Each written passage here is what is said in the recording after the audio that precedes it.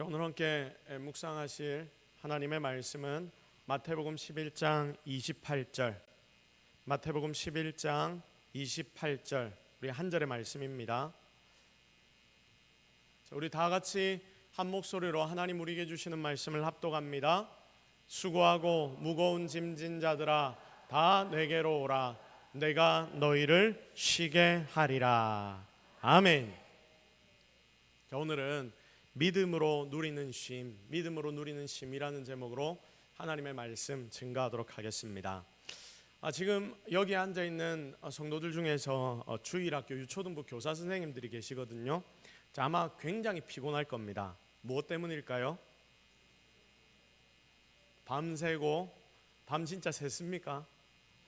자, 어제 밤늦게까지 애들하고 씨름하고 또 밤에 애들 재운다고 11시가 훌쩍 넘어서 제 아내도 집에 올라왔거든요.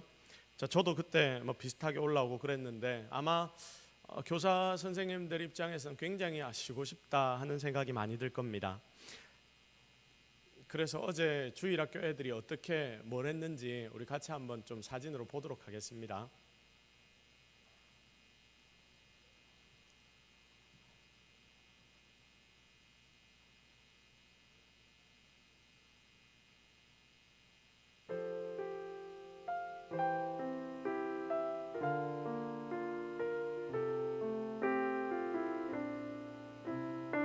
저 사진 뭡니까?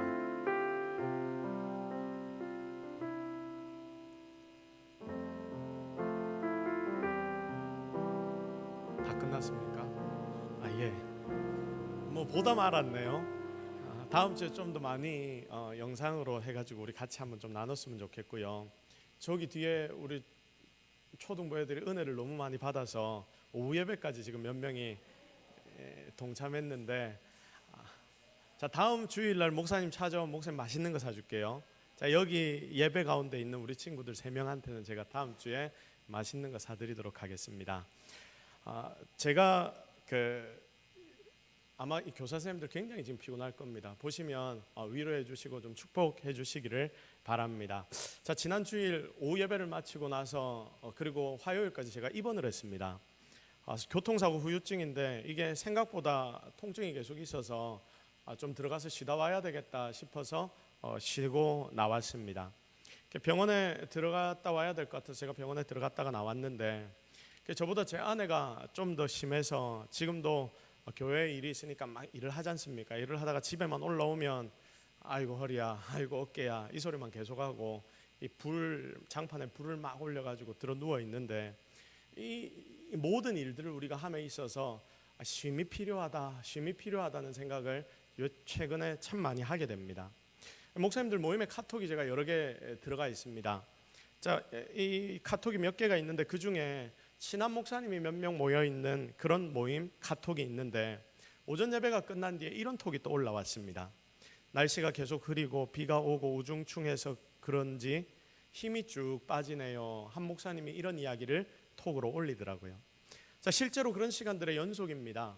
지금 여름이고 이제 바쁘기 시작하고 여름 사역들도 막 교회마다 진행이 되고, 그리고 비는 계속 오고 날씨는 후덥지근하고 햇볕이 좀 나면 또 덥다가 또 비가 쏟아지면 온 세상이 습하고, 여러분 이러니까 힘이 빠질 수밖에 없는 시간들을 보내고 있다 생각이 됩니다. 자, 그럴 때마다 진이 빠지는 것이죠. 이럴 때마다 우리에게 무슨 생각이 드냐? 제가 처음부터 지금 몇 가지를 이야기했는데 그 전부 다가 뭐냐면 쉼에 대한 이야기입니다. 쉼이 필요하다 이런 생각이 듭니다. 저도 마찬가지입니다. 그리고 이 자리에 앉아 예배하는 여러분도 마찬가지고, 그리고 저 뒤에 앉아있는 우리 초등학생들도 마찬가지일 겁니다. 이 땅을 살아가는 인생들 모두에게는 이렇게 쉼이 필요하고, 쉬지 않으면 중간에 뭔가 문제가 생기고 어려움이 생긴다는 것을 여러분 우리는 너무나 잘 압니다. 아담과 하와가 에덴 동산에서 잘 살다가 하나님이 창조하신 그 모든 창조의 것들을 누리면서 살다가 죄를 지었습니다. 뱀으로 찾아온 사탄에게 그만 넘어가 버렸습니다. 그래서 하나님은 심판을 하시는데, 창세기 3장 17절 같이 한번 읽겠습니다. 시작. 아담에게 이르시되 네가 네 아내의 말을 듣고 내가 네게 먹지 말라 한 나무의 열매를 먹었은즉 땅은 너로 말미암아 저주를 받고 너는 내 평생에 수고하여야 그 소산을 먹으리라. 아멘. 여러분, 우리가 힘든 이유를 우리는 여기에서 찾을 수가 있습니다. 하나님은 이 땅에 저주가 임하여 땅을 살아가는 모든 인간은 수고를 해야지 그 소산을 먹을 수 있다라고 말씀하셨습니다. 그래서 여러분, 우리는 지금 이 땅을 살면서 일을 하는 것이고, 그리고 그렇게 수고하고 애써야, 그래서 먹고 산다는 것이 수고하고 애써야 한다는 말과 똑같은 것이죠. 죄로 인해 타락한 인생들의 특징이 바로 여기에서부터 우리의 삶에 영향을 미치기 시작합니다.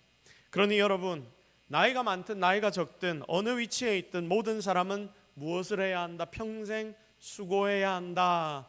죄로 인하여 우리의 삶이 이렇게 변해버렸기 때문에 여러분, 그래서 우리는 수고를 해야 하고, 그렇게 수고가 우리의 삶에 계속해서 넘쳐나기 때문에 결국 그 중간중간마다 우리는 쉼과 휴식을 누려야 합니다.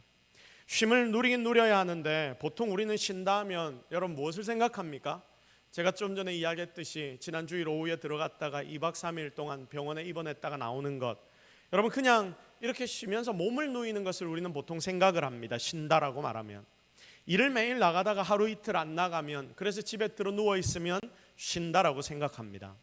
지금 한창 휴가철 아닙니까? 주변에 사람들 보면 막 어디를 갔다 막 저기를 갔다 휴가 이야기들을 막 하는데 전부 다 좋은데 돈도 많이 들이고 시간도 많이 들여서 다들 휴가를 갑니다. 자, 코로나 때 한 몇 년 동안 2년 동안 못 나갔다고 보복 소비, 보복 여행이라고 다들 뉴스에서 이야기를 참 많이 하더라고요. 그렇게 잘 즐기고 옵니다. 그렇게 좋은 곳에 가서 잘 즐기고 좋은 것을 먹고 그렇게 돌아옵니다. 그러고 난 뒤 잘 쉬었다라고 생각합니다. 그런데 여러분, 쉬고 돌아오는 날 여러분 한번 생각해 보십시오. 쉬고 돌아오는데 그 돌아오는 날 보면 내 몸이 더 피곤해질 때가 있지 않습니까? 신기하지 않습니까? 더구나 아무리 좋은 곳에서 좋은 음식을 내가 먹고 좋은 곳에서 쉬고 있다 하더라도 여러분이 지금 그러고 있다라고 한번 생각해 보십시오. 하지만 그런 여러분의 마음 가운데 어떤 걱정이 있다면 내가 아무리 좋은 곳에 앉아 있다 하더라도 쉼이 됩니까? 안 됩니까? 여러분, 쉼이 됩니까? 안 됩니까? 쉼이 안 되는 거예요. 내 아들이 큰 사고를 쳐서 이 아들 걱정이 가득한데 좋은 곳에 가서 여러분 앉아 있다라고 생각해 보십시오. 그 좋은 곳에 있지만 여러분의 마음은 어디에 가 있습니까? 내 아들에게 가 있는 것이죠. 여러분, 그래서 우리의 마음에 걱정이 있고 근심이 있으면 어디에서든지 우리는 제대로 된 쉼을 누릴 수가 없습니다. 가시방석과 같습니다. 그러니까 정말 쉼이 없는 인생을 살고 있을 수도 있다, 그 말입니다. 그래서 고민합니다. 진짜 쉼이 그럼 뭘까? 물론 육체적인 쉼 중요하고 꼭 있어야 합니다. 그러나 이런 육체적인 쉼보다 더 중요한 쉼이 분명히 존재합니다. 무엇입니까? 나의 정신적인 쉼. 특히 현대를 살아가는 우리 현대인에게 이것은 하나의 이슈가 되었습니다. 요즘 정신의학 파트, 여러분 정신건강을 다루는 이 정신의학이라는 파트에서 보면 요즘 제일 이슈가 되고 제일 유행하는 파트 어느 부분이냐면 정신보건이라고 합니다. 여러분, 정신보건이라는 이야기 들어보셨습니까? 자, 이게 굉장히 중요한 의미, 현대에서 굉장히 중요한 의미를 바로 정신보건이라는 쪽에 의미를 두고 있답니다. 정신보건이 뭐냐? 미리 휴식하게 만들고 미리 쉬게 만드는 것이다. 우리의 정신을 좀 미리 휴식하게 만들고 미리 쉬게 만들어서 우리의 정신에 부하가 걸려 문제가 생기지 않도록 만들어야 한다. 이 부분을 현대의학에서는 굉장히 중요하게 생각합니다. 우리 선배들, 부모님들 세대에는 육체 노동들이 많았지만 여러분, 지금은 전부 정신노동입니다. 정신노동에 굉장히 많은 사람들이 길들여져 있습니다. 그리고 여러분, 주머니마다 다 하나씩 들고 있죠. 핸드폰이 다 있고, 그리고 TV를 틀면, 그리고 컴퓨터를 켜면 인터넷, 모든 것이 여러분 다 연결되어 있어서 우리가 일을 끝마치고 회사에서 일을 다 마무리하고 돌아온다 하더라도 계속해서 우리의 핸드폰을 통해 온라인으로 여기저기에 연결이 되어 있습니다. 완전한 고립이 없는 시대를 지금 우리는 살아가고 있습니다. 그러니까 여러분, 이게 어떤 영향을 미치냐면 현대를 살아가는 모든 인생들에게 정신적인 스트레스를 주는 거예요. 스트레스를 다 받습니다.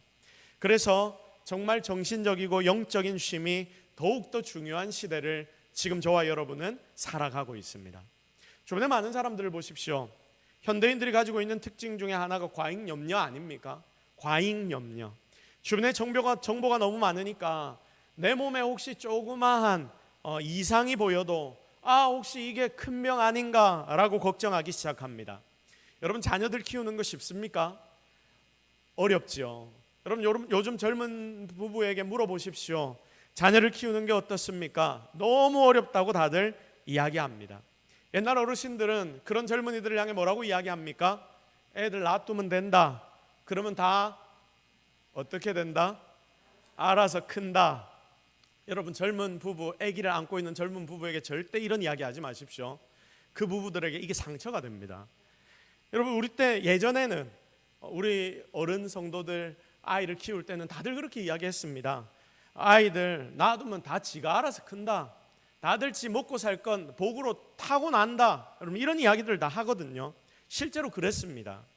그래서 요즘 부부에게 이런 소리를 어른들의 입장에서는 할 수 있지만, 그러나 듣는 입장에서는 굉장히 마음 상하는 이야기일 수 있습니다. 시대가 달라졌기 때문입니다. 그래서 요즘 시대를 살아가는 젊은 부모 세대에게 이게 맞는 말이 아닙니다. 인터넷 모든 정보가 다 들어가 있습니다. 인터넷만 켜면 아이를 어떻게 키워야 할지가 여기저기 어디 가든지 다 나옵니다.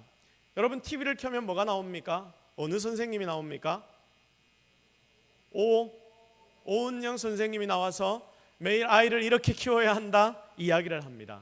자, 그런데 아이를 그렇게 정말 가정에서 키우려고 하면 잘 됩니까? 안 됩니까? 잘 안 되는 현실에 부딪히지요. 그런데 이상은 오은영 선생님이 계속 그런 이야기를 하는 거예요. 여러분, 거기에 들어가 보면 애들 키우는 방법, 이렇게 해야 한다, 저렇게 해야 한다. 지금은 어떤 이야기들이 나옵니까? 오은영 박사의 방법은 어떤 일부에게만 통용되는 방법이다, 막 이런 이야기를 또 하기도 합니다. 인터넷 여기에 가보면 이런 이야기가 있고 저기에 가보면 저런 이야기가 있습니다. 참고할 것들이 많아서 좋긴 하지만 너무 많아서 뭐가 옳은지도 잘 모르겠습니다. 자녀의 진로, 교육만 생각해도 머리가 아픕니다. 이전에는 아이들이 직접 공부해서 학원 가서 열심히 공부하고 성적이 되면 좋은 학교를 간다라고 생각했는데, 여러분, 지금 서울에 좋은 대학을 가려면 초등학생 때부터 부모가 붙어서 쫓아다니면서 매니지먼트를 해야지 그 아이가 좋은 대학에 갈 수 있는 시대라고 합니다. 여러분, 이런 시대를 보셨습니까? 너무나 복잡한 시대입니다. 그러면서 이 자녀들에게 모든 것을 다 해주고 싶은 부모의 마음, 그래서 아이들에게 하나 더 시키다 보니까 그 아이들이 어떻게 됩니까? 아이들은 자기가 할 것들이 너무나 많다고 스트레스를 받기 시작합니다. 학원 서너 개는 애들이 기본입니다. 저기 우리 친구들 앉아있지만 아마 쟤네들도 학원을 한 서너 개씩은 다들 다니고 있을걸요. 우리 애는 그렇게 학원 안 보내 하는 부모도 아이가 태어날 때 우리 아이는 그렇게 안 키울 거야 라고 생각하는 부모조차도 아이가 자라면서 학교를 가고 애들 친구들 만나고 그 친구들의 부모와 관계를 맺기 시작하고 이러면서 주변에서 아이들을 다 시키는 모습을 보면 우리 아이는 이거 다 안 시키고 있는데 괜찮을까? 여러분, 이런 생각들이 들기 시작합니다. 시키지 않는 우리 아이가 굉장히 이상하게 보일 지경입니다. 여러분, 이게 현실이라니까요. 지금 이 땅을 살아가는 부모들이 이런 과정들을 다 겪어가고 있습니다. 그래서 아이들 하나 낳아서 그 아이에게 우리 부부가 열심히 일해서 한 것들 다 투자해야 되겠다. 이 아이 하나밖에 없으니까 이 아이가 공부할 수 있는 그 시기에 최선을 다해 투자해야 되겠다. 이렇게 모든 것을 다 투자하고 집어넣어 버리는 거죠. 근데 아이들에게는 이게 부담이 들고 힘이 굉장히 많이 드는 일이 되는 것입니다. 자, 그래서 아이를 키울 때 정말 어떤 철학이 없다면, 부모의 철학이 없다면, 이 아이 제대로 중심을 안 가지고 키우게 된다면, 근데 이 철학이란 게 굉장히 어렵거든요. 그러니까 첫째 키우면서 이걸 가질 수가 없습니다. 그래서 이렇게 이리저리 흔들리면서 키우다 보면 애들만 힘들게 만드는 부모가 얼마나 많은지 모릅니다. 그래서 여러분, 애들은 어릴 때부터 삶에 치이고 바쁘게 살아가는 것입니다. 직장에서의 문제도 마찬가지 아닙니까? 요즘은 과한 것들이 다 문제입니다. 밥도 많이 먹어서 살이 쪄서 문제요.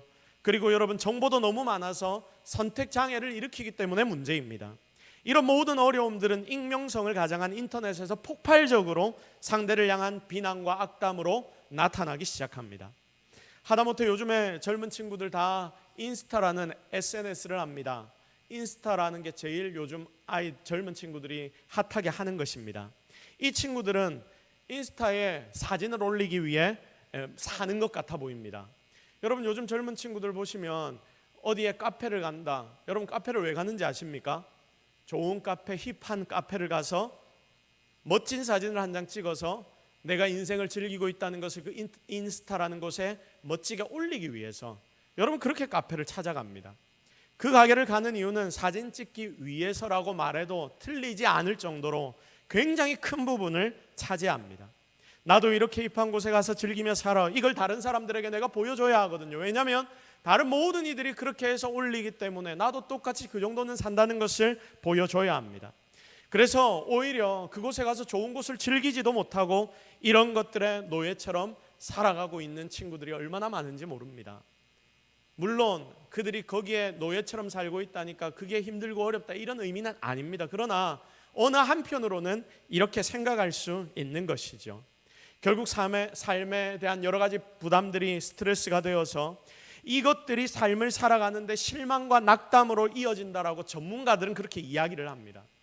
보십시오. 자기들이 즐기고 자기들이 맛있는 거 차 한잔 마시고 그리고 좋은 곳에 가는 것 이것조차도 인스타에 올리기 위한 하나의 방편 때문에 이게 스트레스가 되어서 그리고 이렇게 사진을 찍어 올리면 다른 사람들이 댓글을 다는 모습을 보면서 그 댓글을 통해서 내가 만족을 얻는데 좋지 않은 댓글이 또 달리면 거기에 실망하고 마음이 쓰이기 시작하고 이러면서 여기에서 스트레스를 받게 되는 것입니다. 하지 않아도 될 걱정 근심들 현대인들이 너무나 많이 합니다.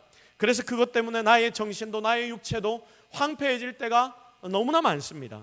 쉽게 생각해 보십시오. 주변에 믿을 만한 사람 없다. 마음속에 있는 것 다 꺼내놓지 마라. 여러분 이 시대에 많은 사람들이 이렇게 이야기하지 않습니까? 나의 주변에 있는 사람들 당신을 아무리 생각해 주는 사람 같다 하더라도 그 사람에게 너의 속마음을 말하지 마라. 이게 세상을 잘 살아가는 비결이라고 여기저기에서 올라오고 있습니다. 마음 놓고 터놓을 상대 그런 상대조차 없다라는 이야기 아닙니까? 이런 시대를 지금 우리가 살아가고 있습니다. 여러분 그러니까 이런 시대를 살아가는 우리는 얼마나 삭막합니까?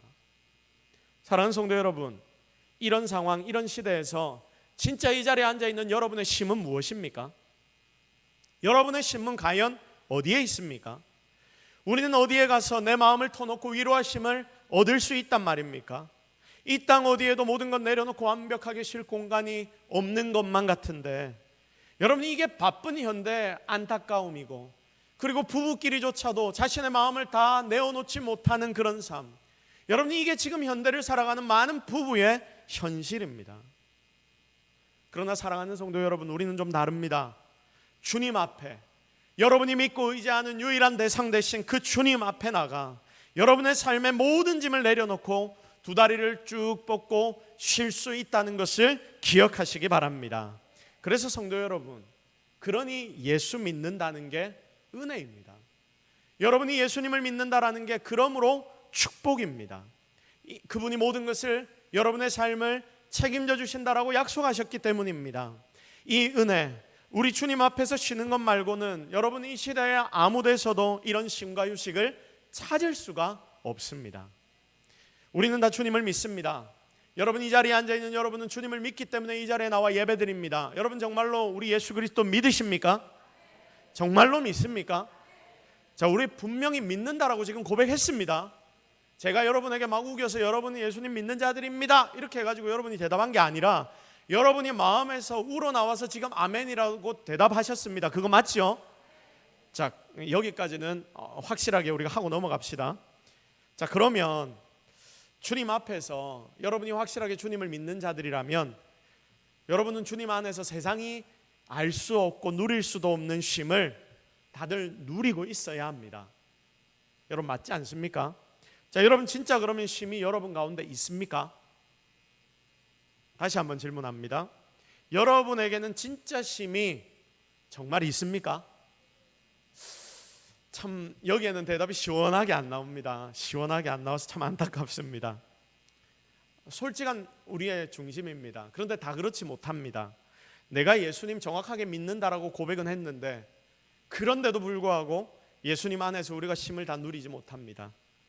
예수 믿는다고 하면서도 쉼이 없고 여전히 얽매여 살고 힘들고 어렵습니다.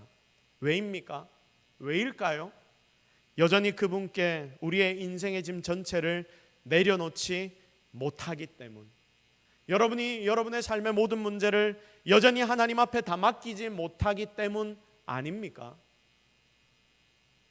조금 쉬운 짐들은 하나님 앞에 다 내려놓습니다. 그런데 내 마음 깊숙한 곳에 있는 이것, 여러분 마음 가운데 분명히 제일 큰 것들이 뭔가가 있지 않습니까? 그런데 이 걱정, 이 근심은 다른 이도 아무도 몰라요. 나만 걱정 근심하는 건데 이런 거는 하나님 앞에 안 내어놓는 성도들이 여러분 얼마나 많은지 모릅니다. 믿음의 한계를 짓고 하나님 여기까지는 책임을 져 주십시오. 그런데 더 큰 책임은 이거 하나님께 맡기기가 좀 그렇습니다. 아니 맡기기가 안 됩니다. 맡기지를 못하겠습니다. 그래서 이 더 큰 책임은 어쨌든 나 혼자 살아가는 인생이니까 내가 책임을 져야 될 것 같습니다. 우리가 말로는 안 그렇더라도 나도 모르게 내 마음 가운데 그런 생각이 분명히 있는 거예요. 그렇게 이야기하면서 무한 책임을 하나님 앞에서 보이려고 하는 어쩌면 굉장히 지혜롭지 못한 믿음 없는 성도들의 삶을 여러분이 살고 있는 것은 아닌지 여러분 자신을 한번 깊이 돌아보십시오. 스스로 많은 짐을 집니다. 고민하고 염려합니다. 그것을 차곡차곡 나의 마음에 쌓아 올립니다. 그래서 웃음은 사라집니다. 기쁨을 잃어버립니다. 그 속에는 온통 자기 걱정이 가득합니다. 그 걱정으로 내가 매일매일을 살아가는 것만 같습니다. 주님께서는 마태복음 6장 25절에 우리에게 말씀하셨습니다. 여러분 다 같이 읽겠습니다. 시작. 그러므로 내가 너희에게 이르노니 목숨을 위하여 무엇을 먹을까 무엇을 마실까 몸을 위하여 무엇을 입을까 염려하지 말라. 목숨이 음식보다 중하지 아니하며 몸이 의복보다 중하지 아니하냐. 아멘. 너희 목숨을 위해 무엇을 먹을까 마실까 몸을 위해 무엇 입을까 염려하지 마라. 염려하지 마라. 주님은 우리에게 염려하지 마라고 말씀하시는데 여러분 염려합니까 안 합니까? 염려해요. 근심합니다. 주님 말씀은 알겠습니다. 그러나 그게 안 됩니다. 주님, 내가 주님을 믿긴 하지만 이것까지는 내가 못 맡기겠습니다. 여전히 내 마음 가운데 그런 생각들이 있습니다. 근데 주님은 우리에게 뭐라고 말씀하십니까? 너희들 염려하지 근심하지 마라. 그것 다 이방인들이 하는 거다. 나 안 믿는 자들이 하는 거야. 그러니까 지금 우리가 만약에 걱정하고 근심하고 있다면 그건 누구와 같은 행동을 하는 것입니까? 주님 안 믿는 자, 이방인들이 하는 일을 내가 굳이 끌어와서 지금 하고 있는 일이다.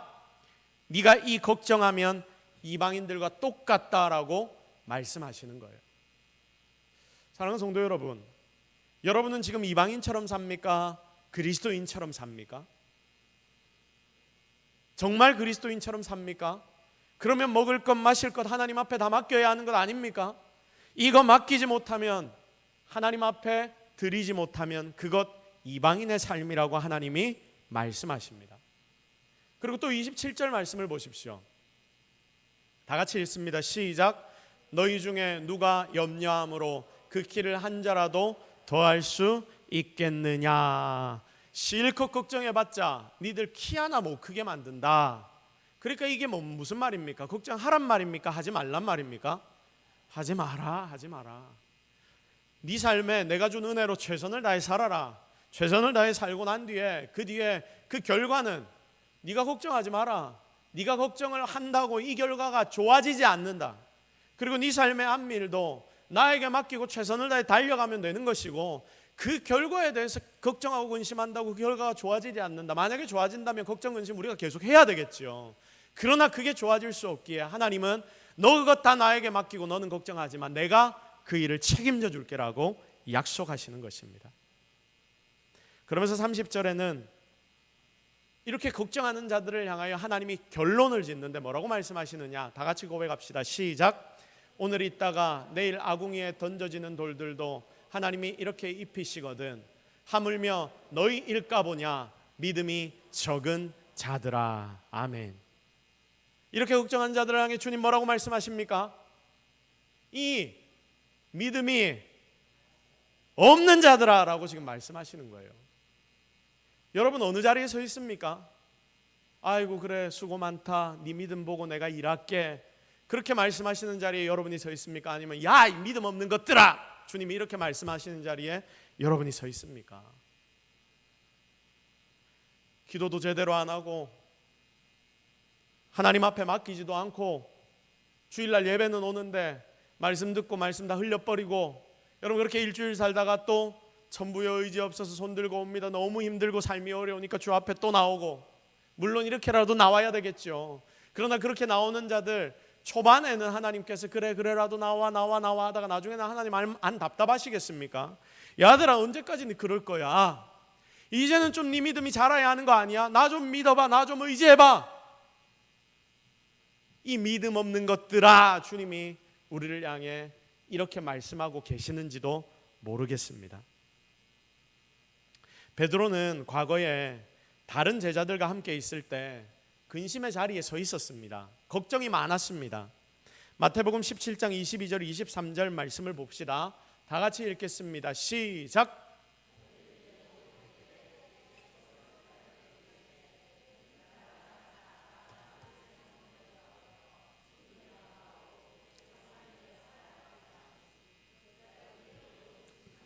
아멘.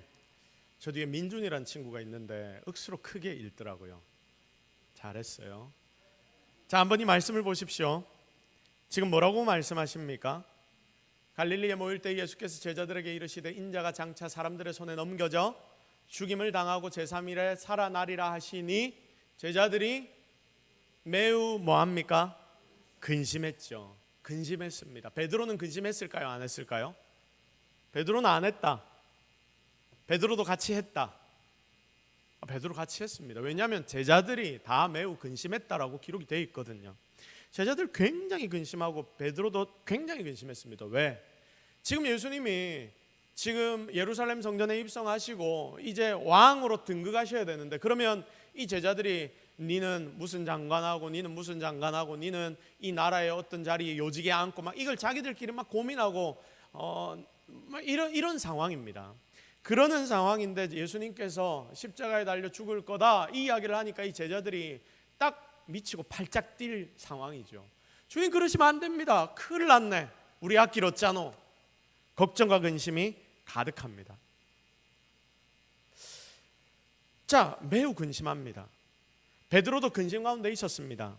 그러나 그는 이제 부활하신 예수님을 만나고 주님의 은혜로 사역을 잘 감당하고 난 뒤에 이제 말년이 되어서 주님 부르시는 그날이 가까워 왔을 때, 여러분 그는 어려운 가운데 있는 성도들에게 뭐라고 권면하는 자가 되었냐면, 여러분 이 변화를 한번 보십시오. 베드로전서 5장 7절 다 같이 읽습니다. 시작. 너희 염려를 다 주께 맡기라. 이는 그가 너희를 돌보심이라. 할렐루야. 여러분 말씀을 보십시오. 베드로가 이전에는 어떻게 했다?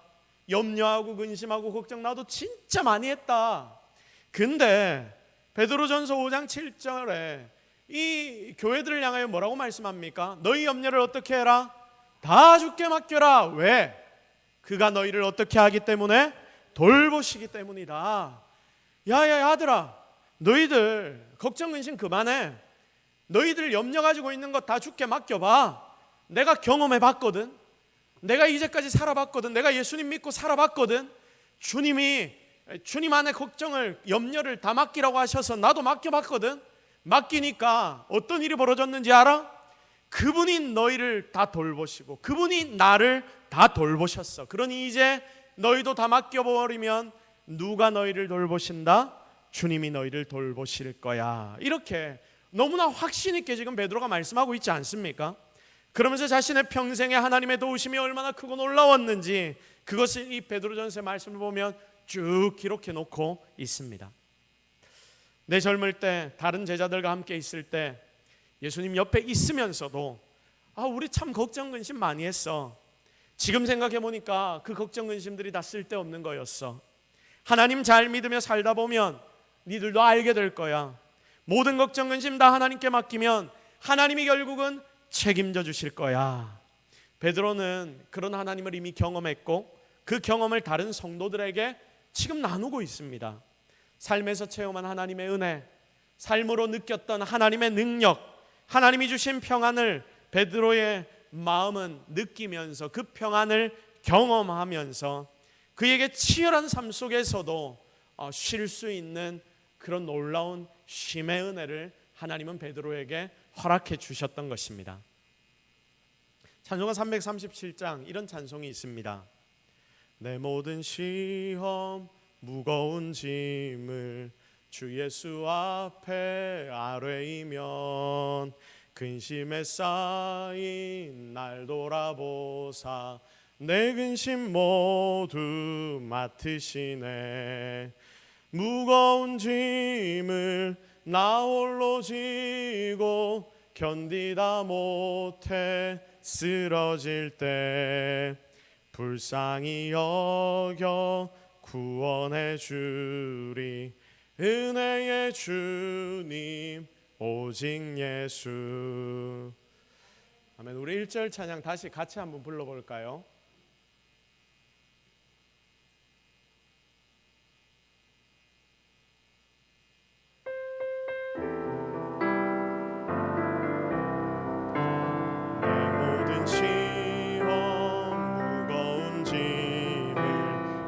예수 앞에 아뢰이면 근심에 쌓인 날 돌아보사 내 근심 모두 맡으시네. 무거운 짐을 나 홀로 지고 견디다 못해 쓰러질 때 불쌍히 여겨 구원해 주리 은혜의 주님 오직 예수. 아멘.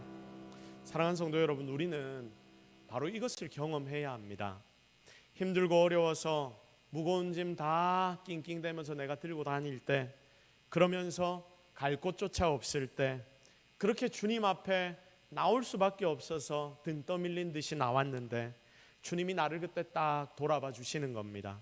나를 안아주십니다. 그리고 네 모든 짐을 나에게 맡겨라고 말씀해 주십니다. 날 돌아보시고 내 근심 하나도 빠짐없이 모두 다 맡아주십니다. 그래서 주님 앞에만 오면 눈물이 주룩주룩 흐릅니다. 주님 앞에 앉으면 그제서야 내 마음은 평안을 얻습니다. 그렇게 쓰러지려고 할 때 주님이 나를 도우셔서 나에게 새로운 힘을 주십니다. 여러분, 이게 진짜 성도인 여러분의 삶의 힘입니다. 여러분이 세상을 살다가 힘들고 어려울 때 어디 가겠습니까? 주님 앞에 나와야죠. 그 주님 앞에 나와서 모든 건 맡겨야죠. 그리고 그렇게 맡길 때 주님이 책임지시는 것을 하나 둘 체험하기 시작하면 그게 여러분들 삶의 진정한 힘과 능력이 된다는 것을 여러분 절대로 잊지 마시기를 주님의 이름으로 축복합니다. 이 자리에 있는 사랑하는 성도 여러분, 우리 동서교회 모든 성도 여러분, 모두가 주님 안에서 이런 놀라운 쉼과 휴식을 경험하기를 다시 한번 주님의 이름으로 축복합니다. 이제 말씀을 정리하겠습니다. 자, 엘리야라는 선지자를 여러분 잘 아실 겁니다. 여러분, 엘리야가 어떤 일을 했습니까? 그의 삶에 놀라운 기적들이 굉장히 많았습니다. 그런데 대표적인 게 무엇입니까? 갈멜산에서 850대 1의 선지자 대결을 펼쳤죠. 그 대결에서 그가 이겼습니까? 졌습니까? 이겼습니다. 자, 그런데 그가 승리하고 난 뒤 그 여왕의 말 한마디로 그는 무너져 버렸습니다. 하나님, 내가 이 정도 이기면 세상의 모든 이들이 이 능력을 보고 좀 바뀌어야 하는 거 아닙니까? 어떻게 사람이 저렇게 안 변합니까? 이러면서 마음이 딱 상해서 하나님, 이 일 처리 안 됩니까? 못합니까? 막 이러면서 나의 능력이 없습니까? 이러면서 막 도망갑니다. 그래서 이 갈멜산에서 그가 어디로 도망가냐면 어디로 도망갑니까? 호렙산으로 도망갑니다. 호렙산에 가서 그가 어떻게 됩니까? 쓰러져 버립니다. 그런데 놀라운 것은 엘리야가 세미한 하나님의 음성을 들었던 곳은 갈멜산이 아니라 호렙산이었습니다. 하나님 앞에 가서 그냥 쓰러지고 넘어져 버리니까 그때 하나님은 엘리야를 부르십니다. 세미한 음성을 듣게 하십니다. 그리고 그에게 먹이시고 입히시고 다시 한번 힘을 허락해 주십니다. 여러분, 바쁘고 정신없는 그 모든 것들 다 내려놓으십시오. 걱정, 고민, 근심, 여러분의 앞길들을 향한 여러 가지 생각들, 내가 어쩔 수 없는 일들 얼마나 많습니까? 그 모든 것들을 다 내려놓고 나를 죽여달라고 오히려 하나님 앞에 쓰러지는 그 순간에 그가 하나님 앞에 들어 누우니 그는 세미한 음성을 들었습니다. 바로 거기서 쉼을 누리게 됩니다. 사랑하는 성도 여러분, 우리는 여기서 정말 중요한 한 가지 포인트를 발견합니다. 여러분의 쉼이 어디 있습니까? 정말로 하나님 앞에 있다는 것을 여러분 꼭 기억하시기를 바랍니다. 오늘 저는 여러분이 진짜 하나님 앞에 있기를 바랍니다. 다른 거 아무것도 없이 하나님 앞에 그냥 이 엘리야처럼 드러눕기를 바랍니다. 내 모든 것 다 주께 맡겨버리기를 바랍니다. 그때 분명 하나님은 여러분의 모든 짐을 짊어주실 것이며 여러분은 그때 진정한 쉼을 누리게 될 것입니다. 그렇게 하나님 앞에서 쉬고 회복되어서 다시금 여러분에게 맡겨진 그 세상을 멋지게 달려나갈 수 있는 저와 여러분이 되기를 예수 그리스도의 이름으로 축복합니다. 우리 시간 말씀 붙잡고 한번 기도하겠습니다. 먼저 기도할 제목은 하나님, 내 속에 있는 모든 짐 주께 맡겨드립니다. 이게 말로만 우리가 맡기는 게 아니라 진짜 주님 나의 삶을 맡아주십시오. 여러분, 우리 이 제목 놓고 같이 기도하시고, 두 번째는 여러분, 주일이 중요한 이유가 어디 있을까요? 바로 여기에 있습니다. 일주일 동안 내 힘들고 어려웠던 것들 주일에 예배 가운데 나와서 하나님 앞에 그냥 다 맡겨드리는 거예요. 하나님, 참 힘들고 어려웠지만 다 주님께 맡깁니다. 주님 책임져 주십시오. 예배를 통해 하나님을 만나게 하시고 그 하나님의 은혜를 누리게 하시고 나에게 필요한 말씀도 주시고 우리에게 성령의 충만함을 허락하여 주시며 회복시켜 주옵소서. 그러니까 이 주일의 이 예배가, 이 주일의 한 날이 여러분에게 쉼이 되어야 하는 거예요. 오늘 두 가지 제목을 놓고 하나님, 나의 모든 것 맡아주십시오. 주일이 정말 나에게 쉼이 되게 해주십시오. 우리 교회 성도들 모두가 그렇게 살아가게 하옵소서. 우리 이 제목을 놓고 주여 한번 외치고 함께 간절하게 기도하며 나아가십시다. 주여, 주님, 주님, 주님, 주님, 주님, 주여, 주여, 주여. 하나님, 우리가 하나님 바랍니다. 하나님 의지합니다. 기대합니다. 하나님, 우리가 주님 앞에 나와 진정한 쉼과 휴식을 맛보 알게 하옵소서. 아버지여, 아버지여, 하나님 우리에게 은혜를 더하시옵소서. 하나님 우리에게 능력을 허락하옵소서. 하나님, 우리가 정말 주께 맡길 수 있는 힘을 허락하여 주시옵소서. 하나님의 힘이 우리에게 너무나 필요합니다. 주님, 주여, 주여, 주여, 주여, 주여. 엎드려 기도하는 자들 주님이 붙잡아 주시옵소서. 이들에게 주님이 직접 찾아가셔서 진정한 쉼을 허락하여 주시며 정말 이 주일이 하나님이 우리에게 허락하신 놀라운 쉼의 시간들이 되게 하옵소서.